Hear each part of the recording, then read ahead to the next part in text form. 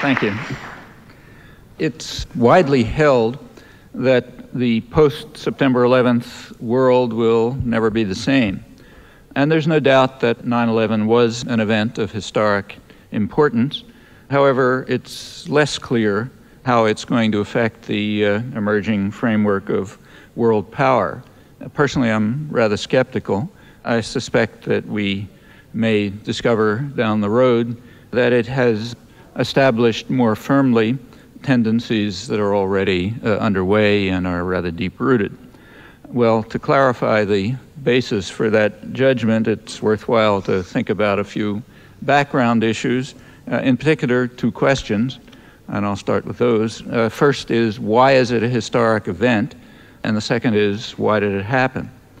I should say that these questions themselves often elicit highly irrational reactions, as if seeking explanations and trying to place events in a historical context amounts to what's sometimes called rationalization, or implies that the victims deserve to be murdered. That's very common, but it's so outlandish that it's hardly necessary to comment, and I'll put it aside. Let's comment about the people who raise the questions. Other than that, not worth discussing. So first, why is it a historic event? Well, the answer to that is simple. It's because of the choice of victims, not the nature of the crime. That much should be obvious to anyone who's familiar with the record of the past several hundred years, which it should be unnecessary to review. However, it may be useful, I think it is, to listen to some voices of the traditional victims reacting to September 11th.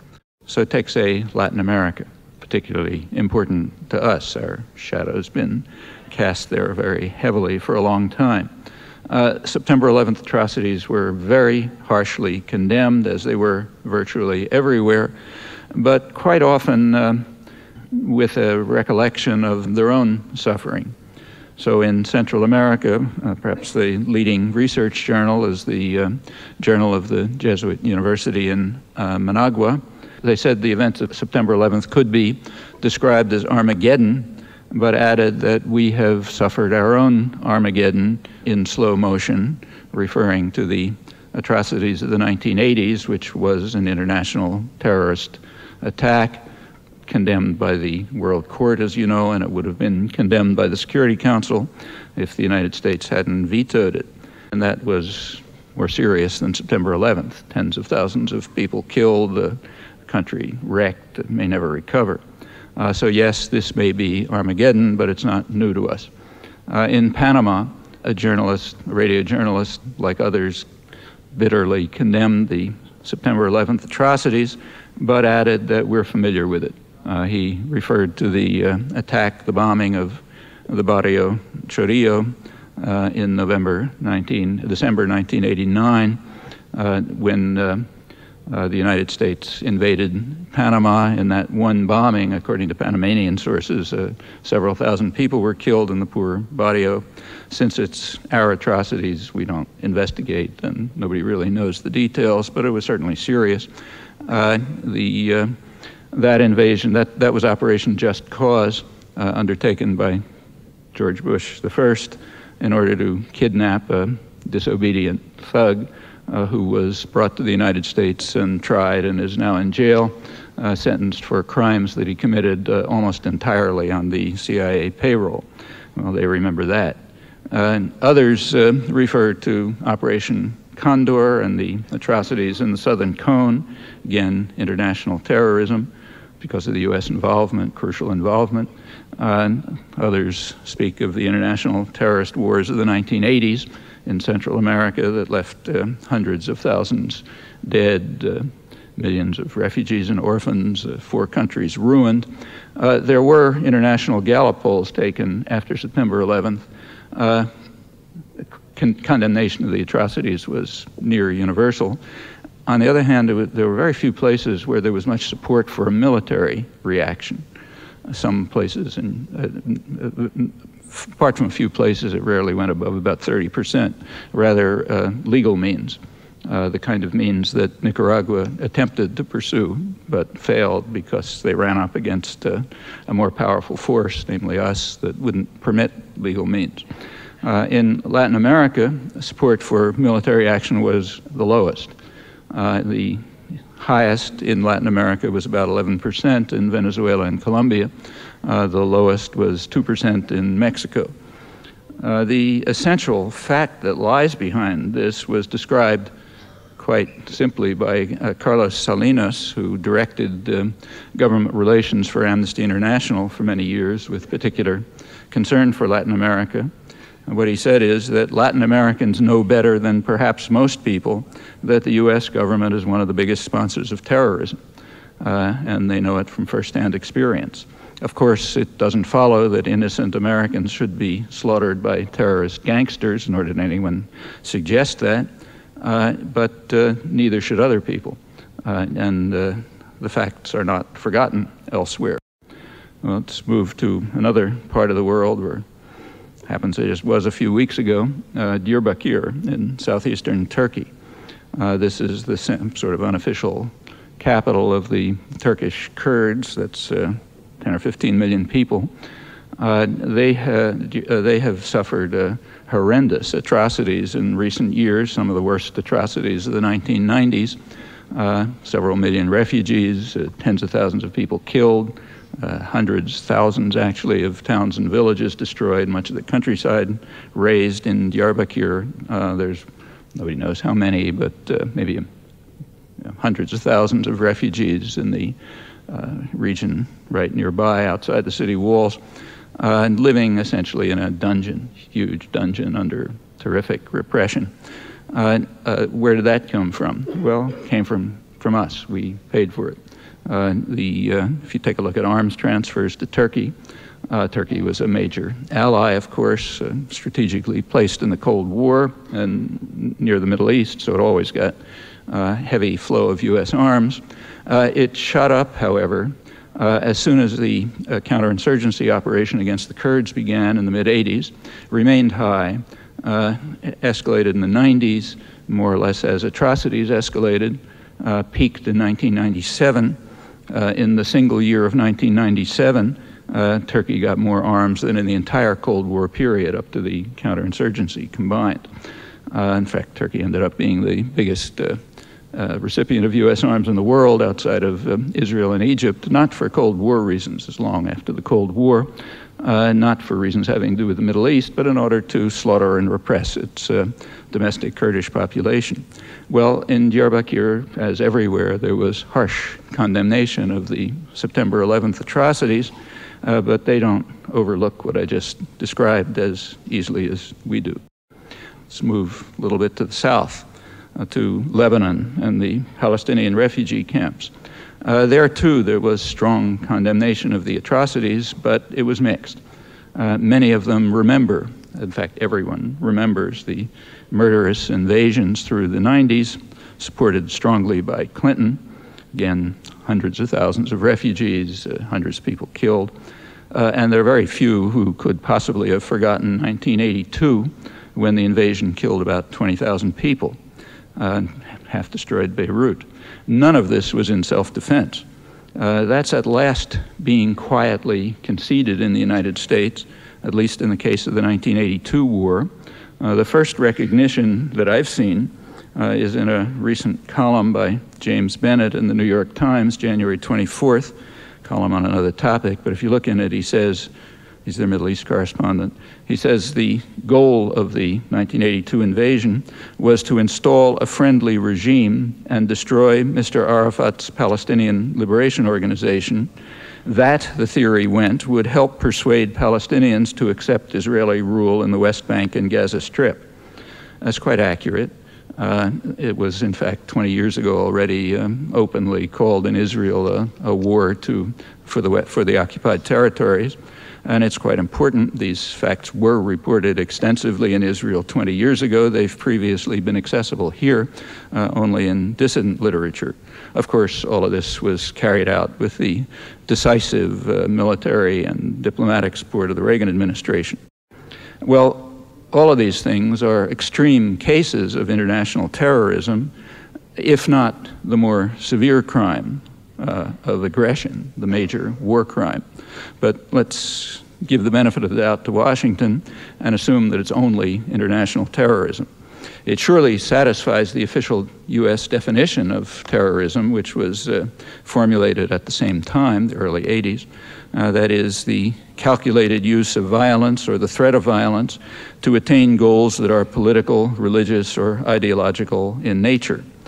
You go back to James Bennett's description of the U.S.-Israeli invasion of Lebanon, fits that case, that definition precisely. Furthermore, by far the most extreme acts of terrorism, international terrorism, in the region in those years, the 1980s, were either U.S. initiated or U.S. backed, and that included the peak year of international terrorism, 1985. It was picked as the peak story of the year. These facts are misrepresented here in a most astonishing and revealing way. I'll come back to it if you like, but the facts are quite clear. You may recall that President Reagan's special envoy to the Middle East, who was more or less in charge of all of this, was a gentleman named Donald Rumsfeld, who's now running the military component of the current war on terror. Reagan's ambassador to Honduras, who supervised the international terrorist operations for which the United States was condemned by the World Court, is John Negroponte, who's now running the diplomatic component of the current war on terror at the United Nations. This is hardly ancient history. It bears rather directly on the current phase of the war on terror that was declared by the Reagan administration 20 years ago when it took office, with much the same rhetoric as today, and the same personnel, and was conducted in ways that may easily be forgotten here, but are not forgotten by the victims.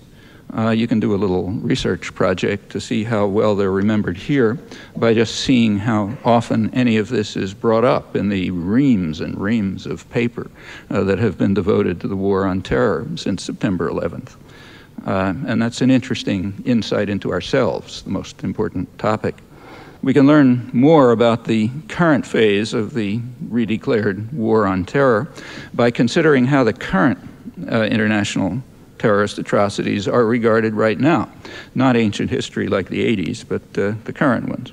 Well, in fact, there is a lot of scholarly literature now on terrorism, big topic, and in it there is some reference to the 1980s. So if you take a look at, say, the journal Current History in December, good journal devoted to terrorism, they discuss, scholarly articles, mention the 80s as an era of state-sponsored terrorism in which the United States played a proactive role against terrorism, meaning international terrorism sponsored and run by the United States is a proactive role against terrorism.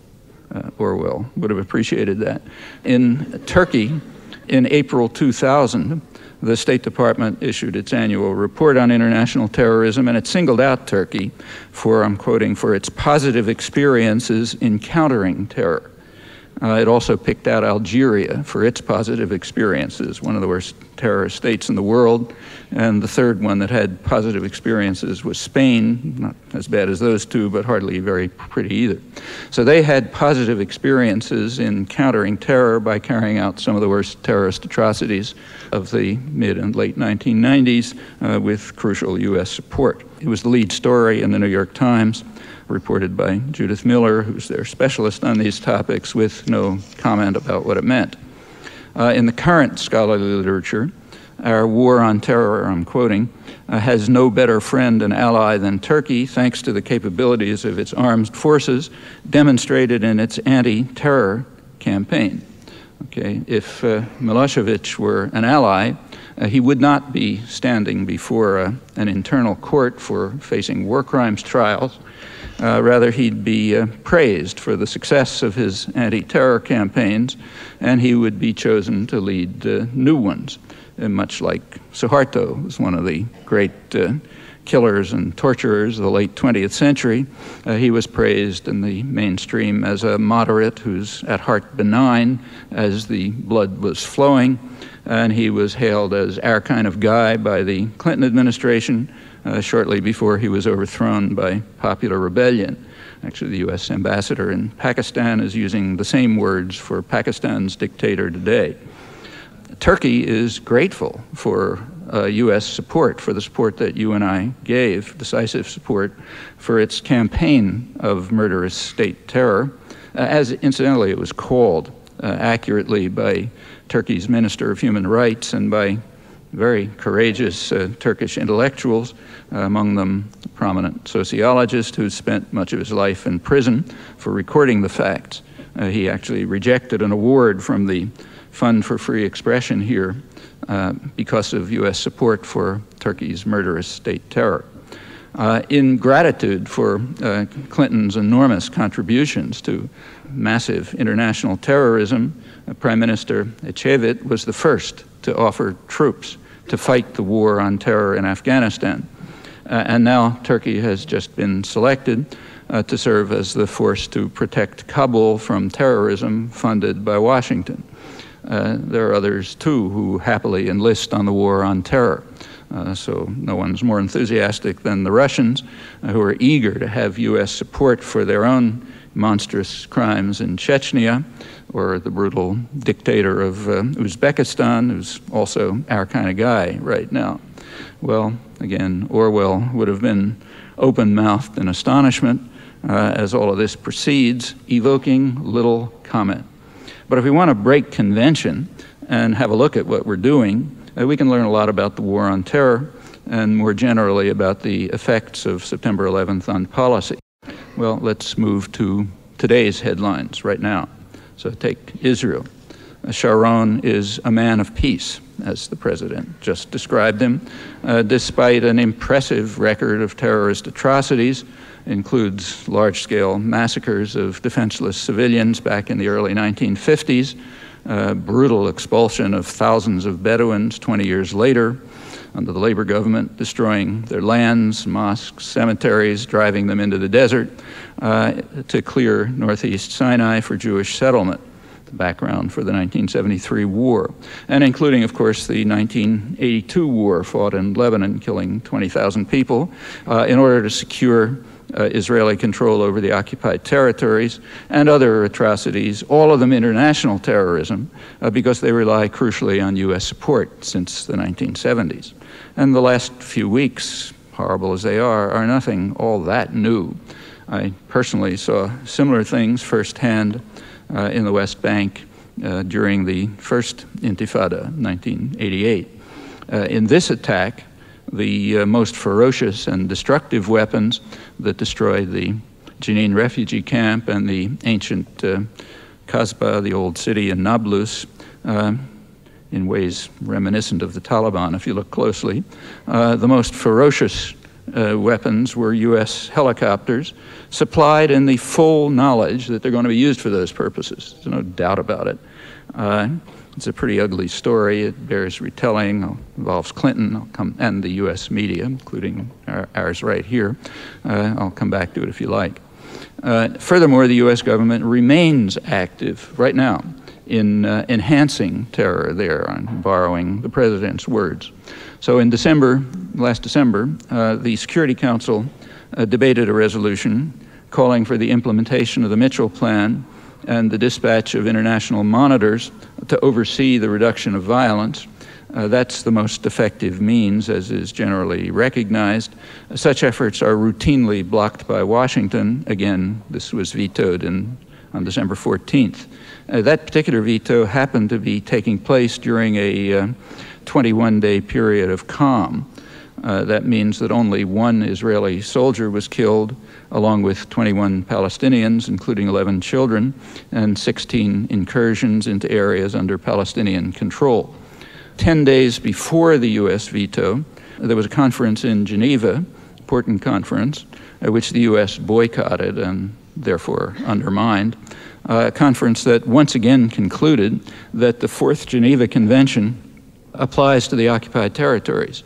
That entails that virtually everything that the United States and Israel do there is a grave breach of the Geneva Conventions, meaning a war crime of unusual severity, grave breach under U.S. law.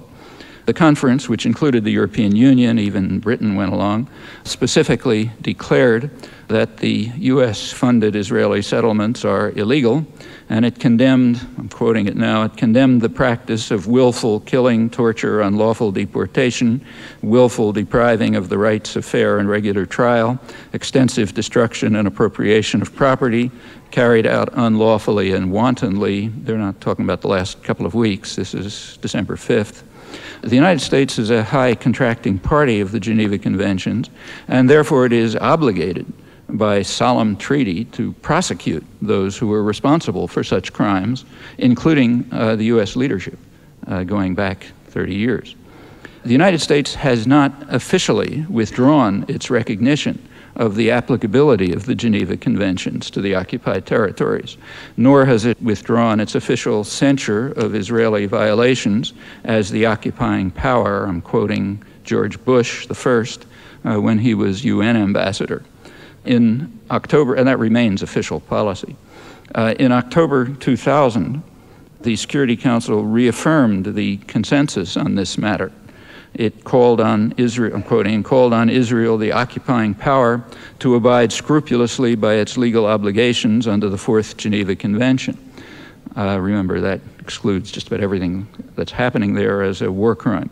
The vote was 14-0. It means it becomes international law. The 0 is because of one abstention. Clinton abstained, presumably not wanting to veto one of the core principles of international humanitarian law, particularly in the light of the circumstances in which it was enacted in 1949 in order to criminalize formally the atrocities of the Nazis in occupied territories.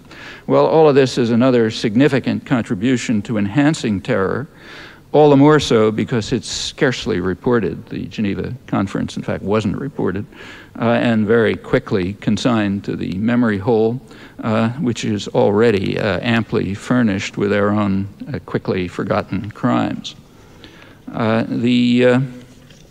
None of this, however, is forgotten by the victims. Well, yes, September 11th was a horrifying atrocity. Unfortunately, it's not new. What's new is the direction in which the guns are pointing. For the first time in the history of Europe and its offshoots, that is us, they were the victims, not the perpetrators of horrifying crimes of this nature. And that's a historic event. Why was it carried out? Second question. Well, here we have to make a distinction between two groups. One is the actual perpetrators. I assume, as everyone else does, that it's either Al-Qaeda or something very like them. And why they did it is there's no one who knows that, the answer to that any better than the CIA, which recruited them, armed them, trained them, directed them to cause maximal harm to the Russians, and not to help the Afghans, which would have been a legitimate objective.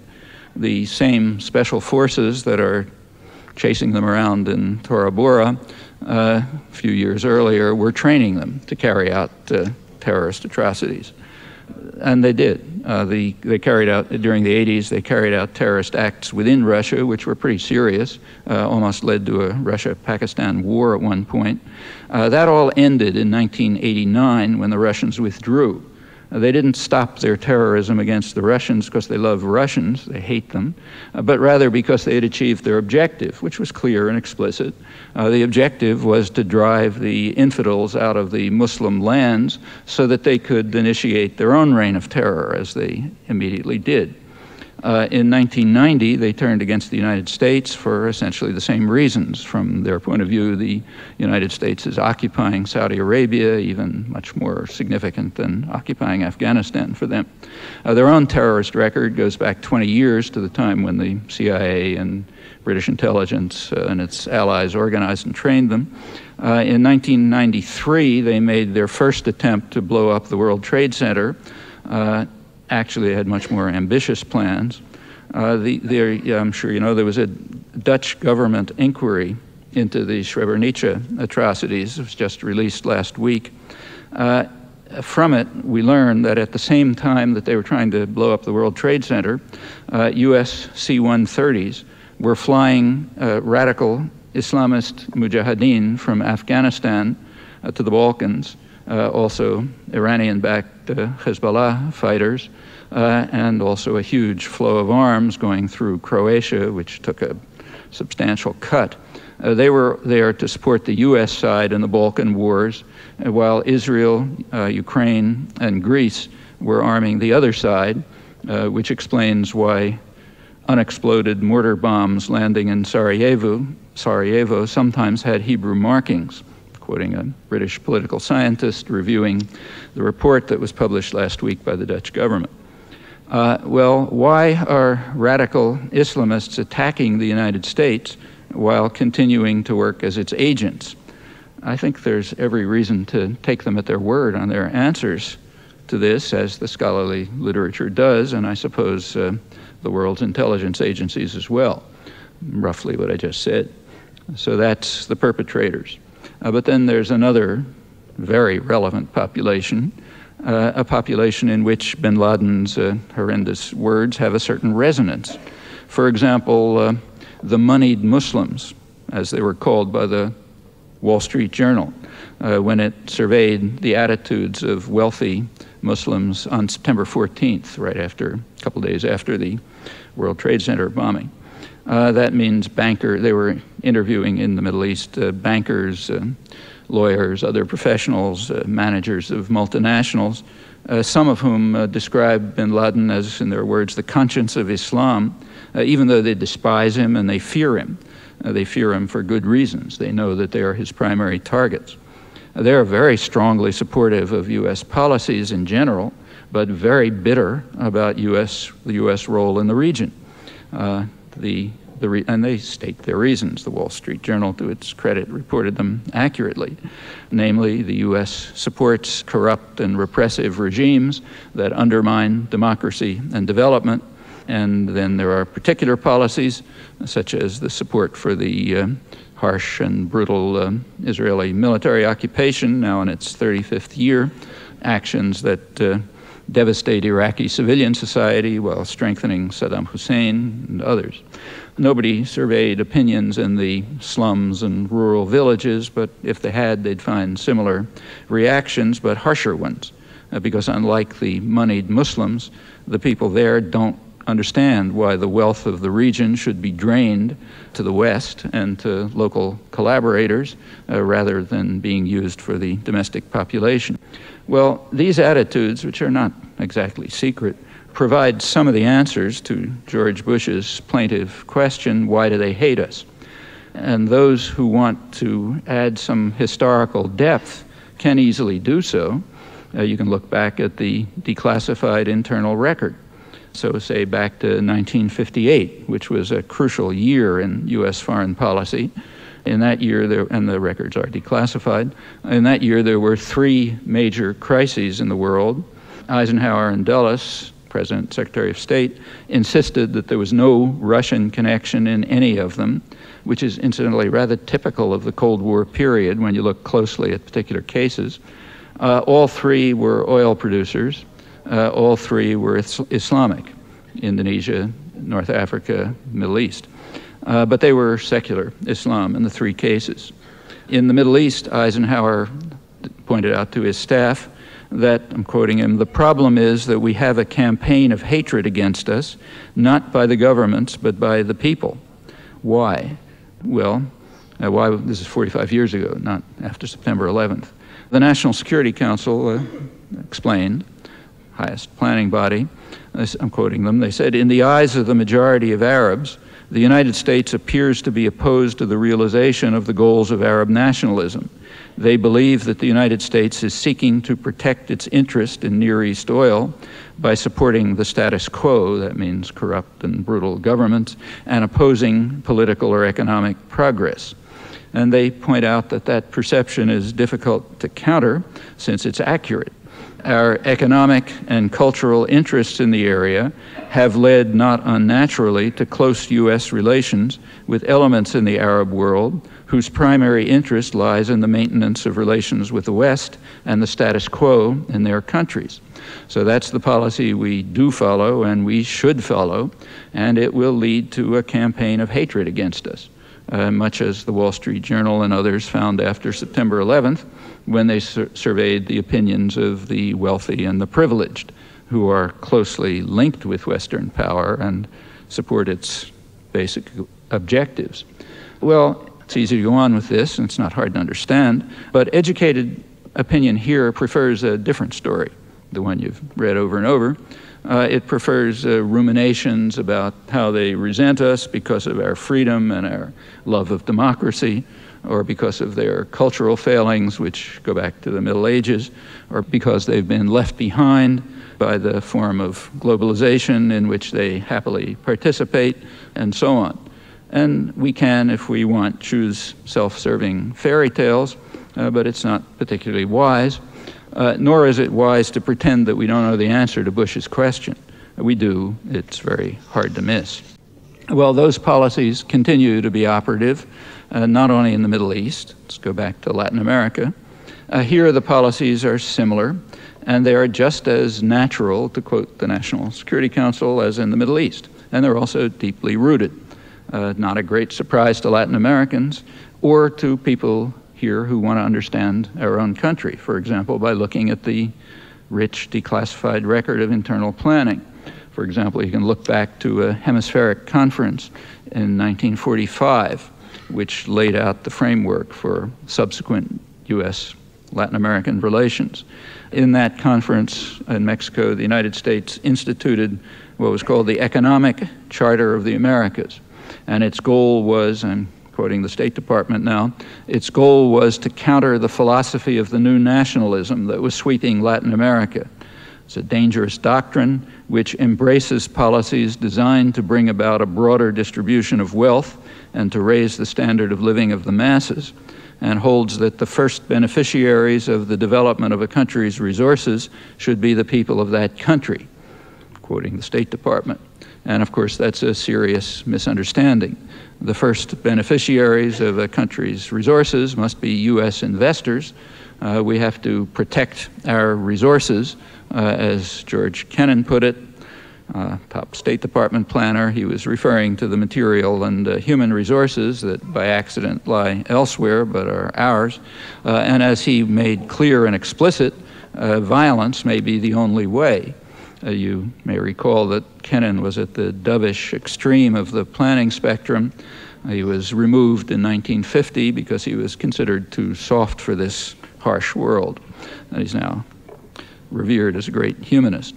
The threat of the new nationalism was overcome. The U.S. had the force to do it. One of the consequences was described by the World Bank just a few years ago. They pointed out that the region has the most unequal income distribution in the world, and there will be chaos unless governments act aggressively against poverty, which is appalling in its depth and scale. And that situation is expected to become worse. Last year, the U.S. intelligence community, with the assistance of academic specialists and people from the business world, published their projection for the next 15 years. Their projection is that what they call globalization will proceed on course, leading to a widening economic divide and greater financial volatility. Well, a widening economic divide means less globalization in the technical sense of convergence to a single market, but more globalization in the doctrinally preferred sense of concentration of wealth and power. And more financial volatility, well, that means slower growth and even more harm for the poor majority. So that's the optimistic scenario. These predictions were a few months before September 11th. There's no indication that these tendencies of the emerging framework of world order, there's no indication that they're going to change, except in one respect. They're likely to become more pronounced, with consequences as grave as those that the World Bank predicts. And they're very deeply rooted. They're not the kind of policies that change easily. You can get some further insight into the likely effects of September 11th by looking back a few years to the preceding moment when it was widely argued that there would be a crucial turning point in world affairs, namely the end of the Cold War. That was definitively over by November 1989 with the fall of the Berlin Wall. So what do we learn from that historic break? Well, I think if you look back now with 12 years, 13 years experience, we discover primarily continuity. Some tactical modifications, lots of new pretexts for old policies, but basically the same policies, the ones I've just outlined, which are indeed natural, just as the National Security Council recognized, deeply rooted in our institutions and therefore persistent. So let's take October '89, right before the fall of the wall. A national security directive on the Middle East recommended continued support for our friend Saddam Hussein, called for the use of military force where necessary and appropriate to defend our vital interests against the Soviet Union or any other regional power, not Iraq, notice. A couple of weeks later, the Berlin Wall fell. A few months later, in March 1990, George Bush, #1, sent the annual message to Congress on the Pentagon budget. Same as previous years, we need a huge Pentagon budget, but now the pretexts were changed. So we still needed a huge intervention force directed at the Middle East, where, I'm quoting, "the threats to our interests could not be laid at the Kremlin's door." That's contrary to the preceding October and all the years before. In fact, the threats were exactly the same as they had always been, namely indigenous nationalism, just as in 1958, when it was internally conceded that there were no Russians, or in Latin America or Southeast Asia or Africa, in fact, if you look closely, consistently. So the policies therefore continue, but now it's not in defense against the Russians because they're not there anymore. Other policies remain intact as well. In March 1990, we still needed the enormous military system, not to deter the Russians, but in defense against the technological sophistication of third world powers. And it's necessary to maintain what they call the defense industrial base. It's a euphemism for high-tech industry. As before, the Pentagon system has to remain in order to provide a cover for the dynamic state sector of the economy that serves to socialize risk and cost while privatizing profit, and it shields concentrated private power from market discipline. It's a leading factor in economic development and in the creation of the so-called new economy, and it also has to be extended without substantial change. Same after September 11th, but just intensified. Well, back to 1990, military tactics did change. The Pentagon explained at the time that the international environment has changed from the targets being weapon-rich, that's a reference to the Soviet Union, to being target-rich, that's a reference to the South, the rest of the former colonial world, where there are increasingly capable third world threats. It's the Joint Chief of Staff at March 1990, quite in conformity with the public message to Congress. Targets are now going to include nations capable of developing weapons of mass destruction. Well, who are they? Any nation is capable of developing weapons of mass destruction if it has some laboratories, a little bit of industry, some infrastructure, so that's just about everyone. The South is to be specifically targeted, as indeed had been true throughout the whole Cold War period, but now new options are available because the deterrent is gone, so we can do it more openly and with fewer devious means. Nuclear weapons remain the centerpiece of U.S. strategy, but now enhanced to include what are called mini-nukes, which are tailored for use against rogue elements. And these change now and then. So in 1988, shortly before, Nelson Mandela's African National Congress was designated officially as one of the more notorious terrorist organizations in the world, while South Africa was a valued ally, having killed only 1.5 million people in the surrounding areas, forget South Africa itself, just in the Reagan years. That was part of the war against international terrorism, which is now redeclared by the same people. A few years later, that calculation changed, and the recent past goes right down the memory hole, teaching us absolutely nothing. Returning to post-Cold War planning, Clinton's Strategic Command recommended that nuclear weapons should be used, when needed, in what they called preemptive reaction. Leave it to you to figure that one out. But even if they're not used, They cast a shadow over any crisis or conflict, so they must be available and visible to adversaries. The U.S. must also move on to placing offensive weapons in space. It's in violation of the Outer Space Treaty of 1967, which has so far been observed, and at the UN it's been reaffirmed in the last few years, the U.S. and Israel abstaining. It's being reaffirmed because everybody knows the U.S. is planning to violate it, and for good reasons, which are clearly explained in Clinton-era documents of the Space Command. They point out that in the past, navies were created in order to protect commercial interests and investments. And space is the next frontier, and we are powerful enough to monopolize it. War planners, furthermore, accept the same projections as the intelligence community. They also anticipate a growing gap between what they call the haves and the have-nots as the preferred style of globalization proceeds. Therefore, it follows that we need enormous destructive power in space on hair trigger alert in order to control the unruly have-nots who are going to be extending with globalization. Well, these Clinton-era documents go on to give quite a chilling analysis of the intended future. They're actually not very different from the recently leaked nuclear posture review of the Bush administration, which created a considerable stir when it was leaked to military analyst William Arkin a couple of weeks ago and published. The difference in reaction raises a number of questions, but I'll put that aside and keep to the main point, which is that the basic policies remain stable through two recent critical moments, the collapse of the Soviet Union and September 11th. The primary effect of the redeclared war on terror has been to provide the United States with a major military base in Central Asia for the first time. That puts the U.S. in a strong position to dominate the energy resources of Central Asia, but also, and I think more important, it complements the intervention system that's aimed at the far richer Gulf oil reserves. That goes from Guam to the Azores, but the closest nearby base up until now was the island of Diego Garcia in the Indian Ocean, from which the population was expelled.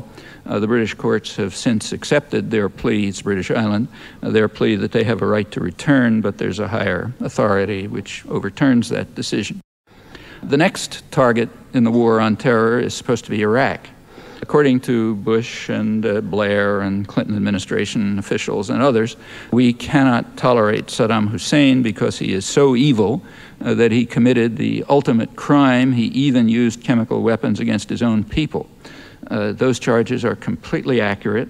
They're missing only three little words, namely, with our support, which continued without any change for years after the ultimate atrocity.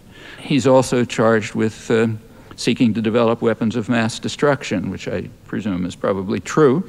But that charge also omits a slight fact, namely that the U.S. and Britain continued to provide him with the means to develop weapons of mass destruction well after his worst crimes, when he was a far greater danger than he is now. All of that means straight out that we can't possibly take these official pretexts seriously, and anyone who even repeats them is just saying, I'm a servant of power and a total hypocrite. But there are more obvious reasons. There are reasons. I mean, there are reasons and obvious reasons to overthrow the old friend and trading partner of George Bush I. Namely, he's sitting on the largest oil reserves in the Middle East after Saudi Arabia. And one way or another, the United States is likely to try to regain control over them, and the post-September 11th circumstances do provide a window of opportunity. However, the project faces several problems. The most fundamental one, I think, is trying to find an acceptable successor regime. And that's not simple. The successor regime has to meet some conditions. It cannot allow any democratic tendencies, because if it does, the Shiite majority might influence policy towards accommodation with Iran, and the U.S. doesn't want that. And furthermore, the Kurdish minority might gain rights that would threaten U.S.-backed repression of Turkey's Kurdish population, which remains very severe. That issue is not a new one. It rose in April 1991, right after the Gulf War. At that time, a Shiite rebellion took place in the South, which might have overthrown the monster, but the Bush administration intervened. It refused to allow rebelling Iraqi generals access to captured equipment, and it authorized Saddam to use military helicopters and other armed means to drown the rebellion in blood. Later, Avram Noam, who was in charge, claimed that he'd been snookered by the devious Saddam. He hadn't realized that when he authorized him to use air power, he would actually use it. The basic problem at that time was explained by Thomas Friedman, who was then chief diplomatic correspondent of the New York Times, so he's articulating State Department concerns. He pointed out that the best of all worlds for the United States would be an iron-fisted Iraqi military junta ruling Iraq just as Saddam did, much to the pleasure of U.S. allies, Saudi Arabia and Turkey, and of course the boss in Washington. But since clones couldn't be found, the U.S. was stuck with second best, namely Saddam himself. Well, that problem still remains. Currently, the State Department and the CIA are reported to be developing contacts with Sunni Iraqi generals, recent defectors, and they might be suitable replacements as clones. But here there are some problems too. The favorite, General Khazraji, who's Saddam's former chief of staff, he may not be able to make it to a planned meeting in Washington in a couple of weeks because he's under investigation in Denmark for war crimes, charged with participation in the gassing of the Kurds at Halabja, so some difficulties. Another problem is one that's all over the front pages, namely strong regional opposition, even from Kuwait, which of course has been exacerbated by the recent U.S.-Israeli operations in the West Bank. And they are joint operations. That's well understood in the region, even if a different story is preferred here. The story preferred here is that I already mentioned Washington's renewed steps last December to bar the obvious measures to reduce violence. And it takes considerable discipline not to see what seems obvious to commentators elsewhere, particularly in the Middle East, namely that Powell's mission was very carefully crafted to ensure that the man of peace would have time to complete his terrorist operations in the newly occupied Palestinian cities. Now, it's true that the president insisted that he must withdraw without delay, but Powell was quick to explain in a press conference right away that the words "without delay" mean as soon as possible. It kind of recalls Clinton's deliberations on what "is" means, which you may remember. The man of peace is not asked to renounce terror, and of course the master in Washington. Rather, it's the adversary who's imprisoned by Israeli tanks, unable to flush his toilet. He has to renounce terrorism in terms acceptable to the master, even though everyone understands that those statements are completely meaningless, have no effect whatsoever. Why? Well, the story's familiar. Again, it's useful to look back a bit. Powell, who's the administration's good guy, is following the model of Secretary of State George Shultz, who was the official moderate back then in the Reagan years. This at a time when the United States was becoming an object of international ridicule in the late 80s because of its unwillingness to hear that the PLO was calling for negotiations and political settlement with increasing intensity, while the United States and its Israeli ally were refusing on the alleged grounds that the PLO had not renounced terrorism, unlike, say, the United States and Israel, which can't carry out terrorism by definition. In his memoirs, Shultz recalls all this with pleasure. He describes how he informed the President Reagan, that Arafat had said unk, and kol, but he hadn't yet said uncle with sufficient humility to be acceptable to Massa.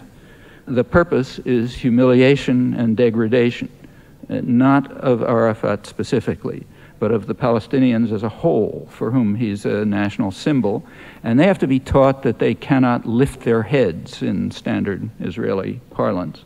20 years ago, during another one of the periodic outbursts of state terror in the occupied territories. A very respected centrist commentator in Israel, Yoram Perry, wrote that 15 years, that's what it was then, 15 years of occupation have taught Israeli soldiers that the task of the army is not only to defend the state and the battlefield against foreign enemy, but to demolish the rights of innocent people because they are Arabushim, living in territories that God promised to us. Arabushim is the Hebrew word that's the equivalent of niggers or kikes. He and others were horrified not only by the vicious brutality, but also by the techniques of humiliation. For example, writing identification numbers on arms of prisoners on the day of the Holocaust, which is a practice renewed in the past few weeks, again arousing horror. 10 years before that, Moshe Dayan had informed his cabinet colleagues that the Arabs must be told that they will live like dogs in the hope that they will leave. And ever since then, the U.S.-Israeli practice has followed the advice of one of the leaders who was actually most sympathetic to the Palestinian plight. Well, none of this breaks new ground. These are familiar elements of domination and repression. Humiliation and degradation are at their core. Comes second nature to anyone with their boot on someone's neck. It's well known to anyone who's studied the history of imperialism and conquest. And it's not at all surprising that the United States and Israel should now be infuriated by their loss of a monopoly of violence and terror, though by virtue of their power they remain well in the lead. Well, the official justification for the perpetuation of many years of repression and terror is that the Palestinians rejected the magnanimous and generous offer of Clinton and Barak at Camp David in the year 2000, so they deserved their fate. And there's a simple way to evaluate that claim, very simple. Have a look at a map, okay? Unfortunately, it's a difficult task to carry out because none were published, which is interesting. It's not that it's hard to publish map. You want to know if the offer was magnanimous? Take a look at the map. That'll tell you. It's easy enough. I mean, they were published in Israel, in the Israeli press. They were published in marginal publications here. And unless there's something to conceal, they would have appeared regularly on the front pages here, along with the chorus of self-praise about our magnanimity. And a look at the maps reveals very quickly why they did not appear. It is true that the Clinton-Barak offers registered some progress.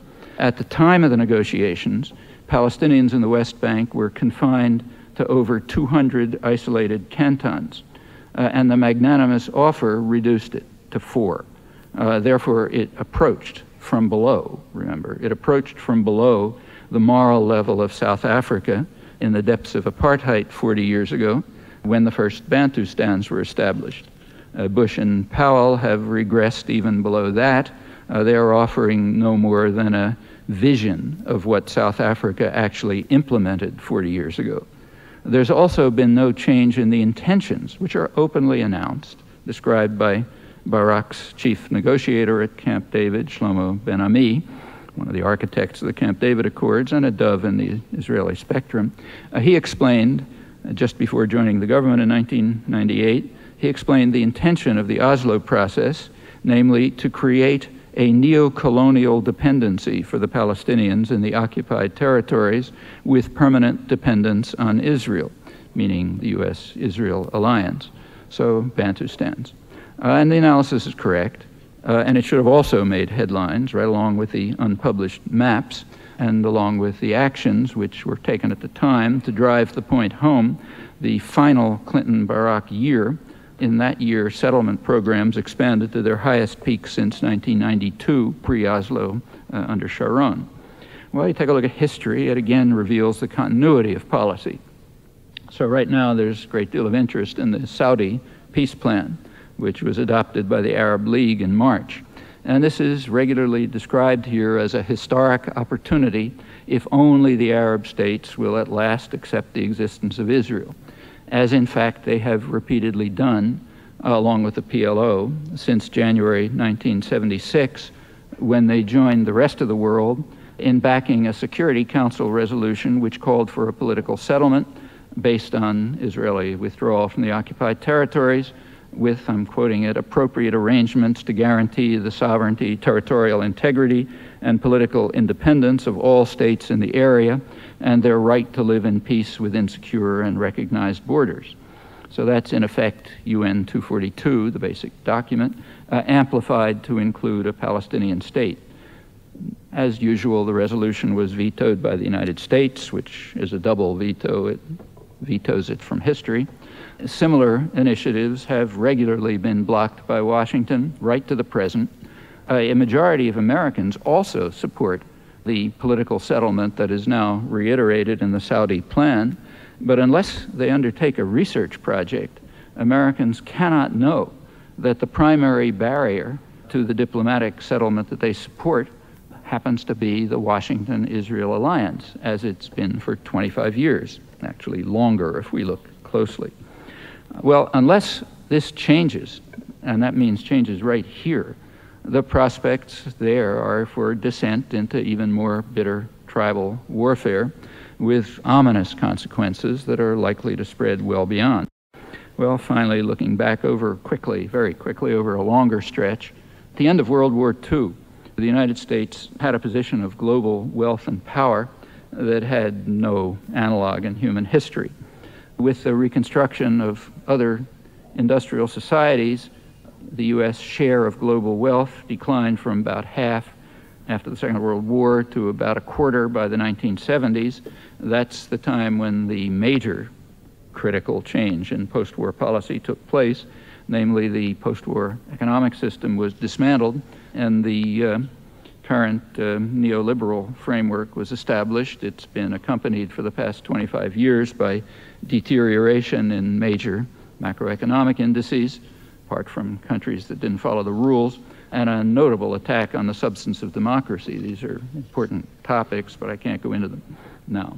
Well, by the 1970s, the world had become economically tripolar, with roughly comparable centers in North America, Europe, and East Asia, but it was militarily bipolar, US and Russia. And each of the superpowers imposed constraints on the other. And the Cold War conflicts, which were of course violent and destructive, were within the domains of the superpowers.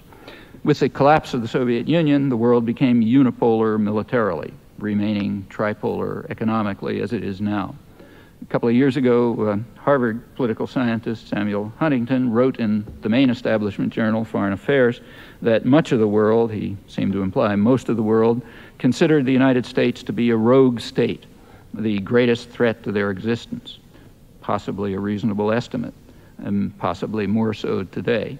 It can also be reasonably argued, I think, that the evolving system of state corporate power, based in Washington, is a threat to its own population, us.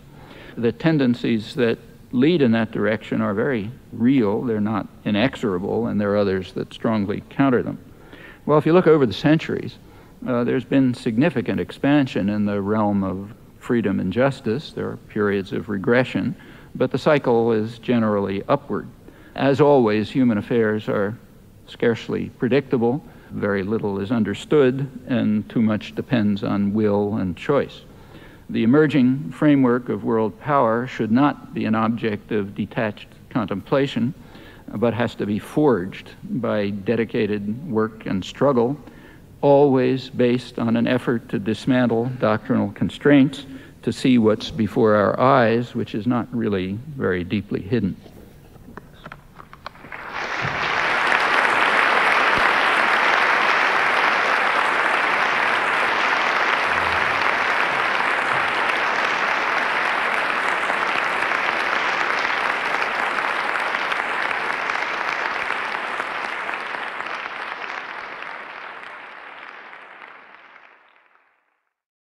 Hi, could you talk about the U.S. participation in the recent coup against the Venezuelan president, including the active involvement of Otto Reich and Elliot Abrams back from the Reagan years, and also about the removal of the Brazilian ambassador to the Organization Against the Proliferation of Chemical Weapons? Let's take one, if we can. Okay. I couldn't hear most of it.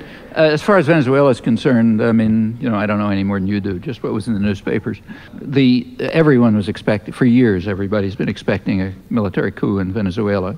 kind of like the coup in Chile. The only question is when. That there have been plans for it, I don't think we can seriously doubt. When the military coup took place, it was immediately welcomed in Washington and in the editorials and everywhere else, a wonderful thing. However, something very surprising happened. There was a popular upsurge, and the generals and the president they'd imposed had to back off. Meanwhile, the Latin American countries had condemned the coup. I think Canada went along with the United States, if I'm not mistaken. But the Latin American countries went along, opposed the coup on grounds that it was unconstitutional, an attack on democracy. They don't like Chavez, but they were in favor of democracy. However, the northern democracies, and certainly the United States, and I think Canada, thought that the overthrow of democracy was just fine. And then when it was restored, they were kind of embarrassed. And then comes the cover-up, in which you read that the United States was secretly telling the generals, this is not nice and you have to follow constitutional procedures, but so secretly that you can't find any record of it. Well, you can make of that what you like. The U.S. is embarrassed by its open opposition to democracy in comparison with Latin America, and it has to cover up, and there'll be a cover-up. But my suspicion, like everyone else's, is there'll be another coup, unless Chavez is really tamed. Unless he's willing to follow U.S. orders. Okay, over here. Hi, Professor Chomsky. I did take a look at the maps. I'm sympathetic to most of what you say, but I'm just curious. I read a long analysis by Shlomo Ben-Ami of the talks, and it seems that by the point they reached Taba, there was, with exchange of territories and something between 97% to 100% with compensation on the table. And Ben-Ami's complaint there was that Arafat refused to come back with a counter-proposal. Well, there's one problem with it. Yeah, I read the same things. First of all, remember that Taba is 6 months after Camp David. Mm-hmm.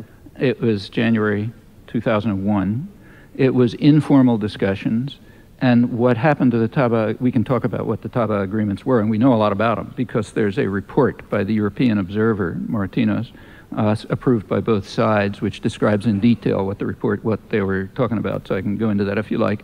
But it's kind of academic because they were called off not by Arafat, but by Barak. Okay, Barak called them off. Okay, so there were informal meetings in Taba, which did make some progress beyond Camp David, but if you take a look, the major issues were still there. You're Israeli? My mother is. Okay, but you know this business, the country and that sort of thing. Okay, well, the main issue was what happens to that big salient east of Jerusalem that breaks the West Bank into two and includes the city of Ma'ale Adumim, which was established by primarily the Labor Party and Clinton in order to bisect the West Bank. And they were still divided over that, one of several issues.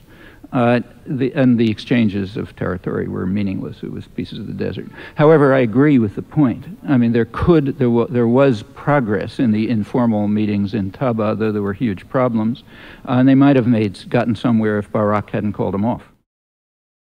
Hi. Consistent with U.S. foreign policy, there seems to be a two-faced policy in regards to China. On the one hand, we're becoming closer and closer to them as a trading partner, and on the other hand, we're beginning to demonize them as our next great superpower to build up our arms race against. I'd like to hear what you have to say on that subject.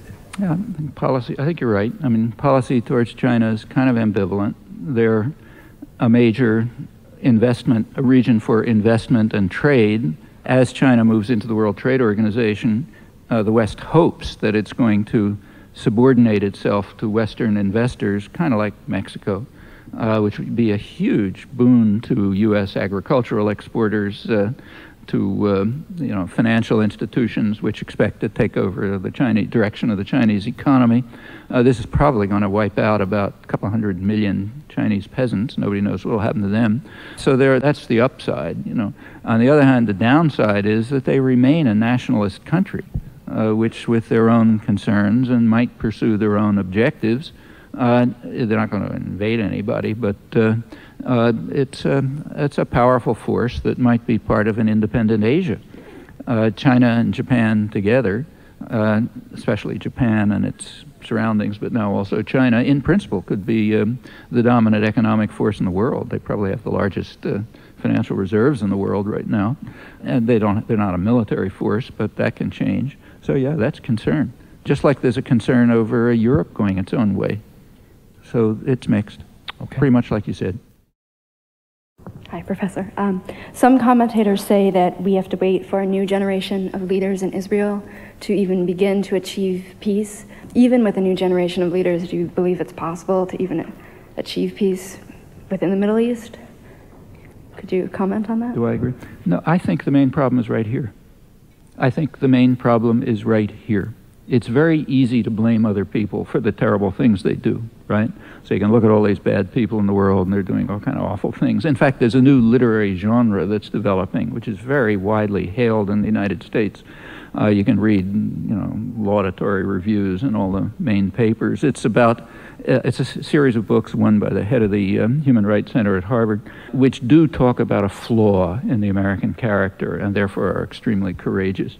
The flaw is that we somehow don't respond properly to the crimes of others, okay? You take a look at those books and the laudatory reviews and the indices and so on, you notice there's a slight gap. How do we respond to our own crimes? Well, that you can't ask. Okay, so you can go as far as saying, well, we don't respond properly to the crimes of others, and that's an enormous act of courage, and we laud it, and so on. But what about the vastly more important question about ourselves? And the same is true here. There will not be, there's conflicting groups inside Israel right now, and there will be in the future. But those who want to move towards a peaceful accommodation are not going to get anywhere unless they have support in the United States. And so far, the United States has, for 25 years, insisted on blocking peace. Remember, the Saudi peace plan, in essence, was proposed at the Security Council 25 years ago, blocked by the United States. The U.S. vetoed the similar plan again in 1980. It blocked, along with Israel, blocked similar Saudi plan in 1981. Right through the 1980s, it was blocking PLO and Arab state and European initiatives more or less of the same type. You take a look at the General Assembly records where there's no technical veto. Year after year, from the mid-70s up till the 90s, there are regular votes every December session on similar proposals with numbers like, 150 to 2, U.S. and Israel. Sometimes they pick up, Dominica or something like Micronesia. But that's what's been going on. There's great praise for Baker, who was very forthcoming, Secretary of State for George Bush. You can read it in the Christian Science Monitor this morning, big review of the so-called peace process, lauding Baker for really going very far. The only thing it doesn't mention, and is never mentioned, is the Baker Plan. That is the official U.S. policy in December 1989, called the Baker Plan. You can read it in the State Department bulletin, which endorsed, I'll tell you what it said, it endorsed the coalition position of the Israeli government, that's Shamir and Peres, their position, which has never been published in the United States except in the dissident literature, but it is the Baker Plan. Their position says, first, there cannot be an additional Palestinian state between Israel and Jordan. What does additional mean? Well, it means there already is a Palestinian state, namely Jordan, and there can't be an additional Palestinian state between Israel and Jordan. Second, the status of the occupied territories called Judea, Samaria, and Gaza will be determined according to the guidelines established by the Israeli government. That's point 2. Point 3 is we will allow free elections under Israeli military rule, and though they didn't mention it, with tens of thousands of Palestinian intellectuals in jail. Well, that last point did get some mention here, showing how forthcoming we are and how much we love democracy. But the first two, but didn't describe it the way I just did. I said free elections, isn't that wonderful? But that's the Baker Plan, which is now being lauded as tremendously forthcoming. In fact, there just isn't an exception. You take a look at the whole record.